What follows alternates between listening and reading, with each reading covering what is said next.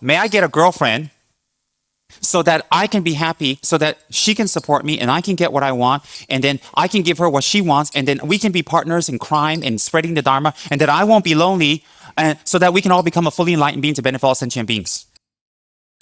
When you surrender, you believe that what you are praying to has a broader, wider, and more deep wisdom than you. Because they have a broader, deeper, and wider wisdom than you, you allow them to work in their mysterious ways to fulfill what you have prayed. So if that girlfriend is not good for you, you won't get her. If that job is not good for you in China, you won't get it. If that schooling in America on the way or while you're there, something bad will happen and it's not going to work, that prayer won't work. So when our prayers don't work and we don't get our wishes, we have a very, very deep-seated kind of thought. Oh, that being doesn't have power.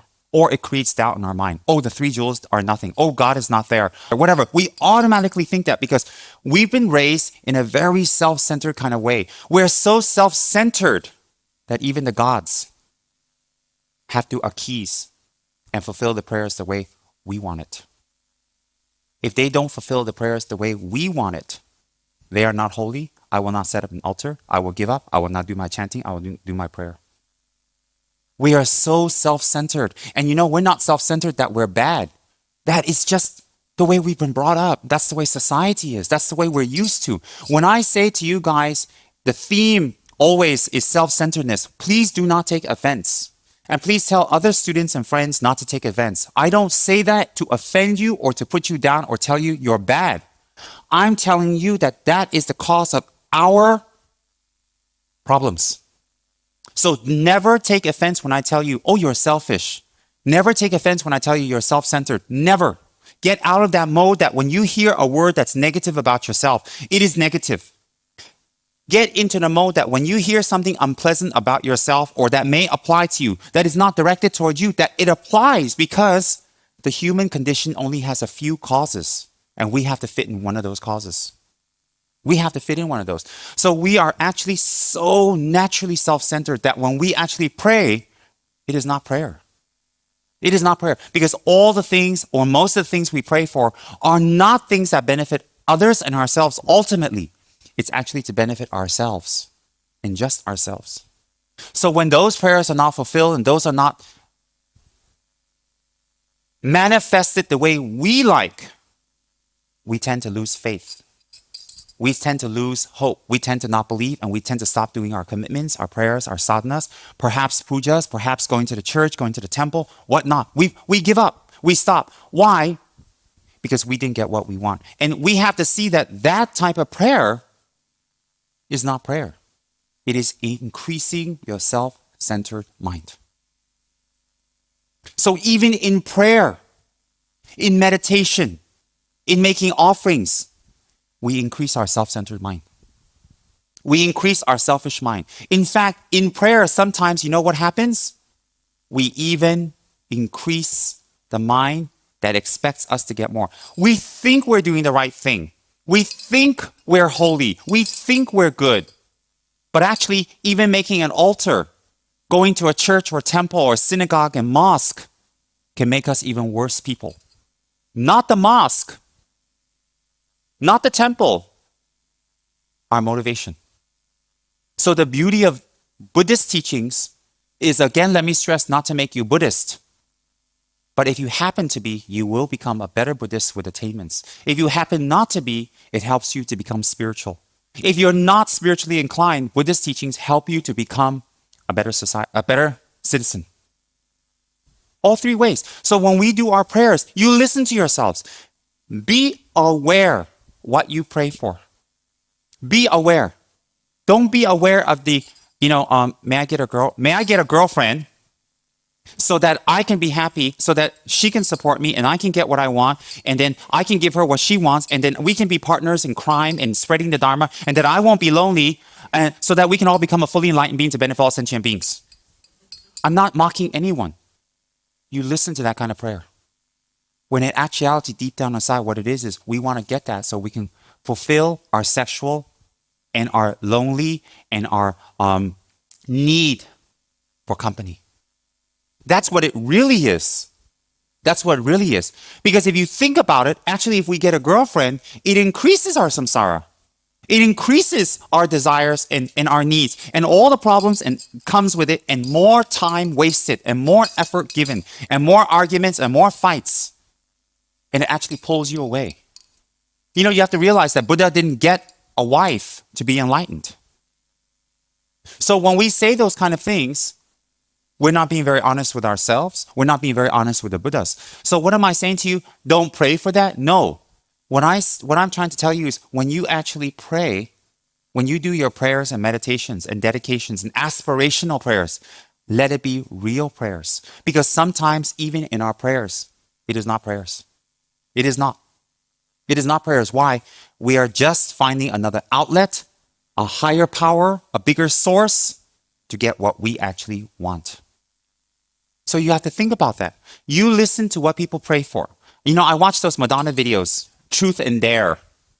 You know, they go on a documentary with Madonna. She goes on concert in Canada, Calgary, USA, Europe. You know, she goes everywhere. And she has all her dancers and she has a whole group. And I love it. You know, she goes all over the place and she does this horrible, horrible shows all over the place, which is just a disgusting sight for kids and young people, which of course her kid is not allowed to watch because she doesn't want her to grow up influenced badly. I didn't get that. I read that somewhere. But anyways, you know, she does all these scenes in her concert that's really ladies should not be doing and men should not be watching ladies do. And nobody should do that.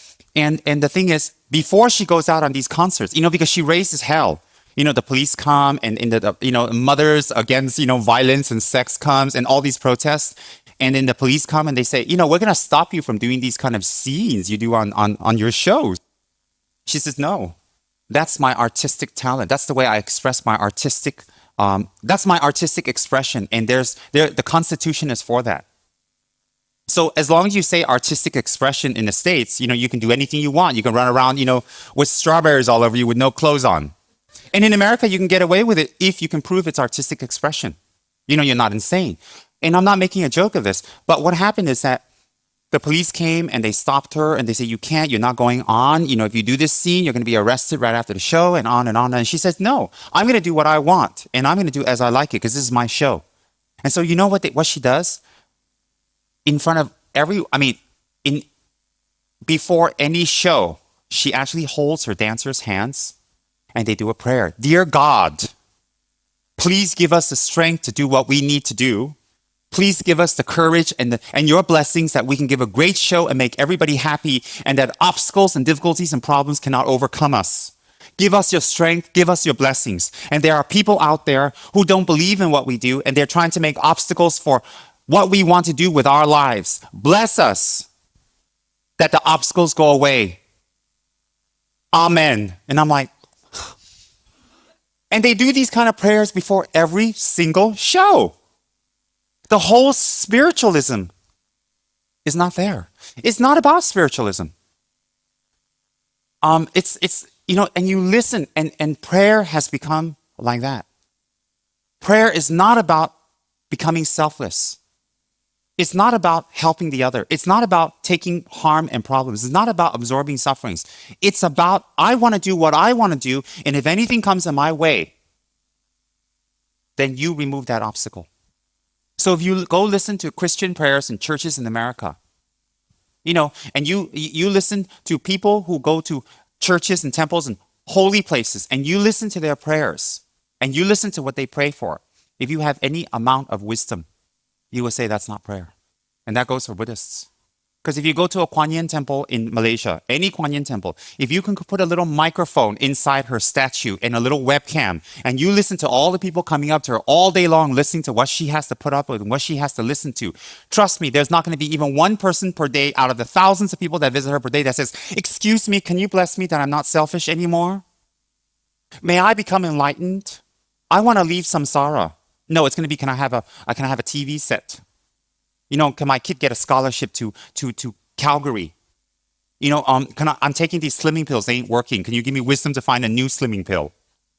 You know, can I have the lucky 4D because, you know, my husband broke his whole body and only his eyes blink and work and nothing else on him works. And it's creating difficulties for me during the day and night. I mean, think about it. If you can put one of these microphones and these webcams behind, and I want to do that. One of these days, I want to do a survey. I want to open up a Kuan Yin temple somewhere and tell everybody performs miracles and put a webcam there and a little speaker. Okay, your wish is granted. They'd be like, what? Wouldn't that be fabulous? I would love to do that. I mean, what's the big problem? I don't know. Every 100 person, it goes, okay, your wish is granted. It's like, what? Maybe speak in Mandarin. There's something very musical that your wish has been granted. But if you think about it, and I'm not meaning criticism to anybody. You think about the prayers that you make to the three jewels. You think about it. What is spiritual about it? I'm not innocent either. I find myself guilty. I catch myself. So what I'm saying is, when are we really spiritual? And you know what's the problem here? The problem here is not that you're not spiritual. The problem here is not because you're bad, because you've been brought up in a materialistic society, such as one place is Malaysia, which is just a fabulous country, advanced, booming, food and everything is so easy. Singapore, Malaysia, Taiwan, you just go to these places. I mean, like, wow, or whatever you want, you got money, you can buy it. And then you're brought up that way, make money. Have this, and then you will be perfect. And we're brought up that way from our parents and our parents. And our parents telling us that are not bad, because their parents and their parents, most of you probably came from China or India or wherever, where, you guys came to this country as immigrants to make a better life. So the whole mode of your grandparents was, I got to make sure my kids are fed and they have a house and they never starve and they never go through famine like I went to in China.